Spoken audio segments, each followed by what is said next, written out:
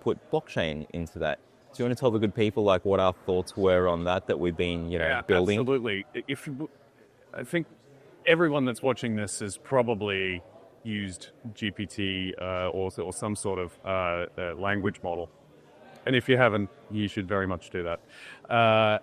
We looked at the challenges 2 years ago with the adoption of generative AI and said, hey, there's no auditability or traceability within a language model today. And the challenge with that is, especially if you're a regulated organization, financial institution, healthcare, for example, you need to be able to prove where a decision was made from, who made that decision, what that data set was that was used to make a decision that hopefully brings a good outcome, but it may have brought a bad outcome. So we need to be able to have an auditability trace on that. So what we did with Psych.ai was we built a blockchain component in there using zero-knowledge proofs, so we can say, hey, the human has been a part of this workflow, this process, and we're going to create a micro-signature on this workflow, which creates an immutable record that sits on a blockchain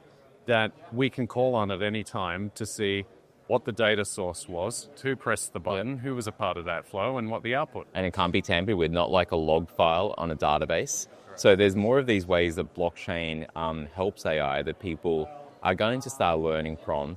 And it's a pretty exciting kind of time, I think.